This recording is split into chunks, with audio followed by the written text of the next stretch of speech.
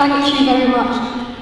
If anybody was wondering what's the link between Palestine, the war on terror, and Islamophobia, all you had to do was watch this week's Question Time. I don't know how many people here saw it, and I thought I wasn't going to be gobsmacked by much anymore in politics. But I was truly left speechless watching Kevin, what's his name? From the Sun? Mackenzie? Yeah. When they talked about the 8 activists killed, this is what he said. Well, there were Turks anyway, and there were Muslims who wanted to die. That's how he put it. And nobody challenged him on that completely racist, prejudiced, Islamophobic attitude. And it just shows how many people have already highlighted how acceptable it is. And amongst the lies that he peddled that evening was another one. That Hamas is only interested in killing all Jews because that's what the Quran says. And again, this went unchallenged. And the underlying discourse, of course, is this. And in fact, this were his other words. Poor old Israel, poor little old Israel, which is under attack by these Jew-hating Islamic fundamentalists. Absolutely disgusting. How they turn a blatant situation which people around the world have witnessed, and the truth is coming out, and yet the apologists for Israel feel the confidence to come out with these arguments because they know they can rely on a foundation of Islamophobia that already exists. And so it's not accidental that these are the particular lies that they use to justify themselves.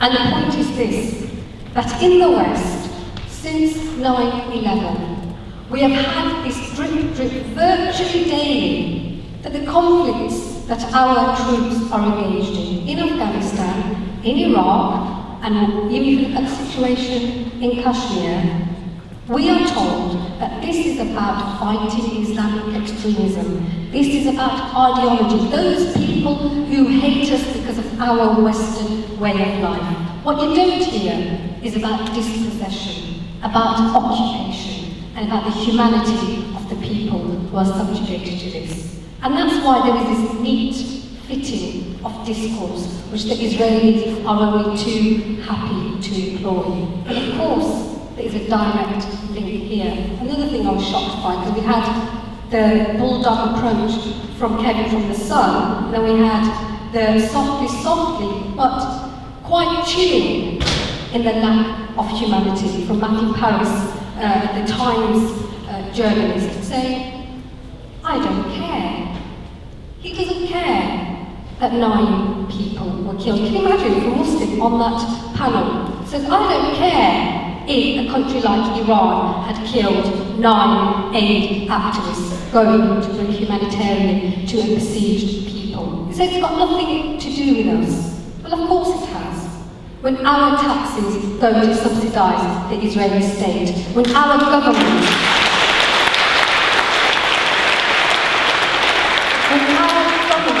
is directly part of the EU treaty, which not only trades with Israel, but actually offers preferential terms for that trade. So of course, it's got everything to do with us. But the thing I wasn't shocked about, of course, is when you see the Israeli spokespeople. But when you see that mirrored, repeated, by people who are associated with being British and their own establishment, it becomes clear really where the dividing line is. And it's not about Muslim and non-Muslim, which they would love to make it, because they rely on the fact that so many people now are either nervous, indifferent, or fearful of Muslims because of the discourse that we've had since 9/11. And this we've seen all across Europe. It's shocking that a country like Switzerland, which we associate with being neutral and progressive, is so paranoid that it's banned the building of any more mosques with minarets, even though there's only 4 in the country, as if a whole country's sense of self is threatened merely by this, showing how disproportionate this fear, indeed I would say paranoia is. and how easy it is for politicians, when they want to gain popularity, the shortest cut is to go and say something against those pesky Muslims who we have been so overly tolerant of, who are taking our jobs, our homes, and indeed polluting our very culture and attacking our very civilization. And these words are not just the words of the BNP and the UKIP, who we can easily dismiss as fringe nutters. We see this reflected in the stance of the French president, who thinks it's okay and indeed virtuous for him as a man to say to us Muslim women that you're oppressed because of the burqa, and it's our duty now to liberate you by denying women who might want to wear the burqa the choice to wear it, and indeed criminalise those few women, a minority of Muslim women, who choose to do so. And of course he can get away with it, because again, it's feeding into the Islamophobic context that we have.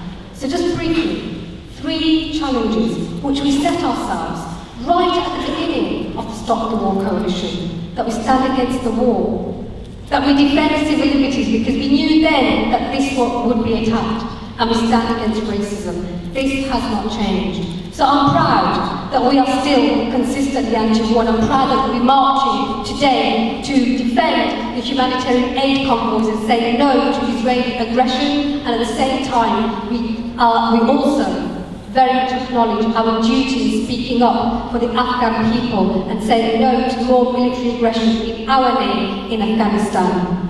Secondly, defending civil liberties. I come from Birmingham, I'm a Sparkbrook councillor, and it is in Sparkbrook that we have seen these CCTV cameras, which we were told would just be about burglary and antisocial behaviour, which I at the time objected to as councillor, and yet completely ignored. And as we've seen in The Guardian today, it's very clear this is about putting a circle around Muslim areas, watching people coming in and out, and at the same time covert cameras in residential areas. A direct attack on civil liberties. And thirdly, about anti-racism.